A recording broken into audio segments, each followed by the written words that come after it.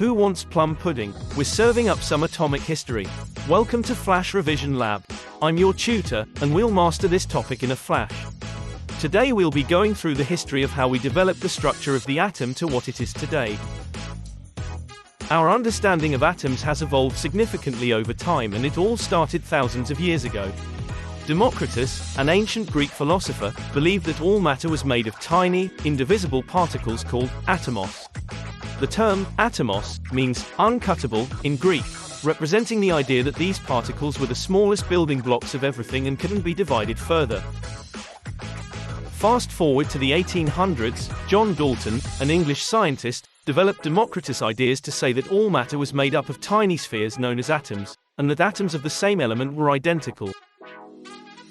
However, this view changed in 1897 when the electron was discovered by J.J. Thomson, leading to the plum pudding model.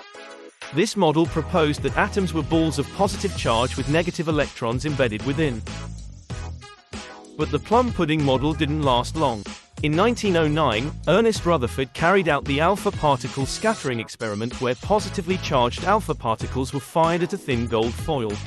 Rutherford was surprised to see that most of the alpha particles passed straight through the gold foil, which told him that most of the atom was made up of empty space. Only a few alpha particles were deflected back, which demonstrated that an atom's mass is concentrated at a small area in its center which carries a positive charge. This gave rise to the idea of a nucleus, and the nuclear model replaced the plum pudding model. The atom in the model is a positively charged nucleus surrounded by a cloud of negative electrons.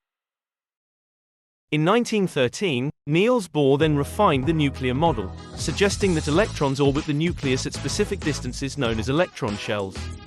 Bohr's theoretical calculations aligned with experimental observations. Further experiments revealed that the positive charge of a nucleus could be divided into a whole number of smaller particles, each carrying the same positive charge.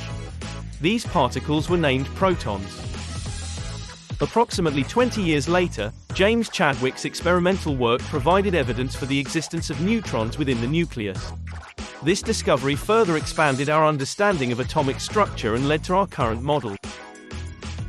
Atoms are incredibly small, with a radius of about 1 × 10⁻⁻10 meter. An atom consists of a positively charged nucleus, composed of protons and neutrons, surrounded by negatively charged electrons. The nucleus is incredibly dense, with most of an atom's mass concentrated within it. They have a radius that's 10,000 times smaller than the atom's radius. Electrons are arranged at different distances from the nucleus, occupying various energy levels or shells.